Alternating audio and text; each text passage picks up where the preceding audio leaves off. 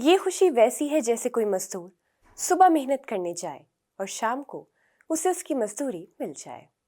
ये शब्द उस कलाकार के हैं जिन्होंने आधी सदी से ज्यादा वक्त तक मेवात की गलियों से लेकर 7 समुंदर पार तक अपनी कला का डंका बजाया।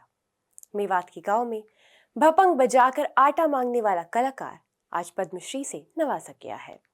आदाब, आप देख रहे हैं आवाज द वॉइस और मैं हूं आपके साथ अमीना माजिद। जैसे ही पद्मश्री सम्मान का ऐलान हुआ, अलवर की टाइगर कॉलोनी में रहने वाले गफरुद्दीन जोगी मेवाती की आंखों में उनका पूरा जीवन घूम गया। वो दिन याद आ गए जब वो नंगे पांव मेवात के गांव में भपंग बजाकर आटा मांगा करते थे। आज वही मेहनत, वही मजदूरी पद्मश्री के रूप में उनके सामने है। गफरुद्दीन जोगी मेवाती का व्यक्तित्व और उनका संगीत भारत की साझा संस्कृति की एक ऐसी मिसाल है जिसे आज की दुनिया सिंक्रेटिज्म कहती है। यहाँ का जोगी समाज मुस्लिम धर्म का पालन करते हुए भी पीढ़ियों से महाभारत के प्रसंगों और लोक कथाओं का गायन करता रहा है। गफरुद्दीन इस परंपरा के सबसे मजबूत स्तंभ है।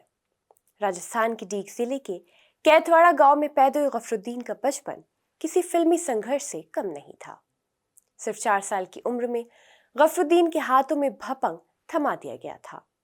भपंग, जो देखने में एक छोटे डमरू जैसा लगता है, इसे बजाना कोई आम बात नहीं है। गफरुद्दीन की कला का सबसे अहम हिस्सा है महाभारत का गायन।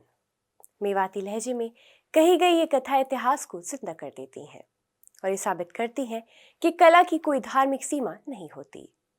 उनकी यात्रा कैथवाड़ा की गलियों से शुरू होकर अंतर्राष्ट्रीय मंचों तक पहुंची है। 1992 उनके जीवन का एक बड़ा मोड़ था। पहली बार उन्हें विदेश जाने का मौका मिला। इसके बाद उन्होंने पीछे मुड़कर नहीं देखा। 60 से ज्यादा देशों में उन्होंने भपंग की गूंज पहुंचाई है। लंदन में क्वीन एलिजाबेथ के जन्मदिन पर उनकी परफॉर्मेंस ने विदेशी दर्शकों को भी झूमने पर मजबूर कर दिया।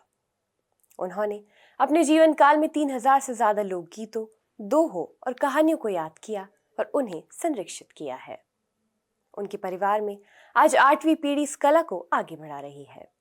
उनके बेटे डॉक्टर शाहरुख खान मेवाती जोगी ने सिर्फ संगीत ही नहीं सीखा बल्कि मेवात की संस्कृति पर पीएचडी भी की है।